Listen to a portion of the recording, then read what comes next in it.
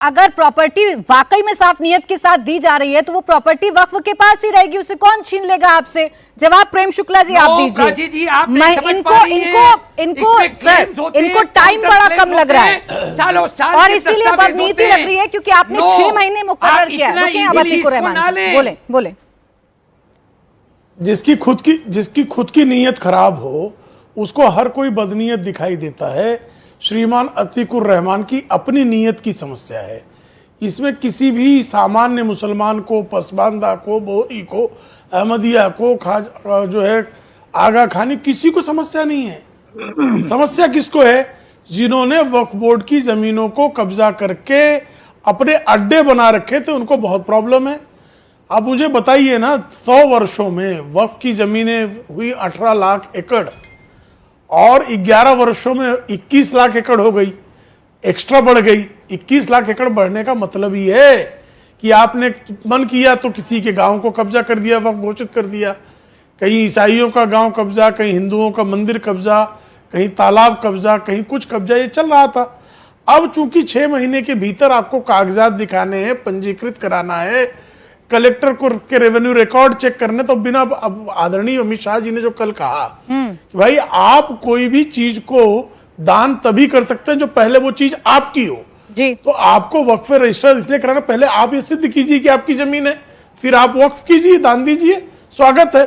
आप सरकारी जमीन वक्फ कर दें, आप, मैं अभी जो है अतीकुर रहमान की जमीन को वक्फ कर दूं और कह दूं कि अब और वक्फ बोर्ड उसको जो है कब्जा कर ले, ये नहीं चलेगा इस देश में। भू माफिया का यह जो कानून 2013 में बना था वह खत्म हो गया है, यही इनकी पीड़ा है, इसके अतिरिक्त कोई पीड़ा नहीं है। और अब ये कानून लोकसभा में पारित हुआ है, राज्यसभा में पारित होते ही ये कानून बन जाएगा।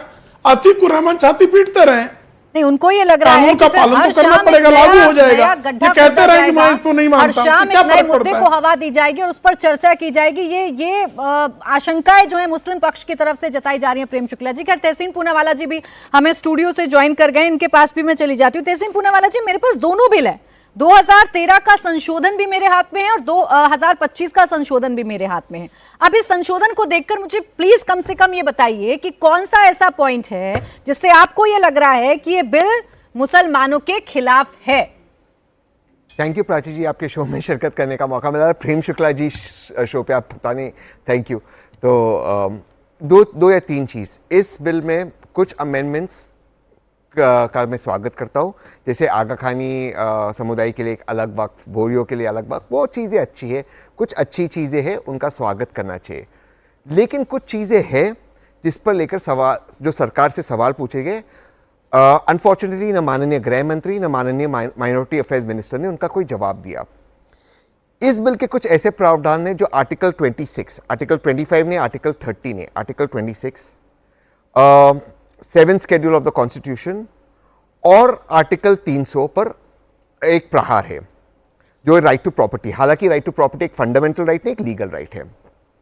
वो बात अब कोर्ट में जाएगी, कोर्ट में वो देखा जाएगा।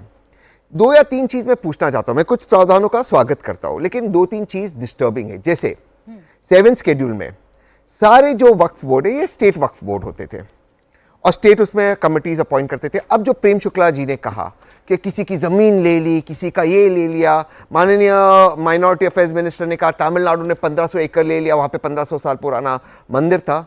मेरा सवाल है, ये बिल उसका तो समाधान है नहीं। वो जो अगर वक्फ ने कोई ज़मीन ली है तो उसको तो ये रेट्रोस्पेक्टिवली बिल लगने रहा है, तो वो सब बातें आप कर क्यों रहे हो? अब मैं माननीय माइनॉरिटी अफेयर्स मिनिस्टर की बात करता हूँ। बहुत दुख हो रहा है इस तरह की बातें आज टीवी पे हमें क्लैरिफाई करना पड़ता है, क्योंकि पार्लियामेंट को मिसलीड किया जा रहा है। तमिलनाडु की ज़मीन की बात करते हैं, वो 1500 साल पुराने मंदिर की बात करते हैं। मैंने जेपीसी की सारी रिपोर्ट बताई। तमिलनाडु के चीफ सेक्रेटरी और रेवेन्यू सेक्रेटरी ने डिपोज किया जेपीसी के सामने, उनके स्टेटमेंट्स पढ़े, 1 इंच जमीन नहीं गई, लेकिन पार्लियामेंट पे खड़े होकर बोला जाता है।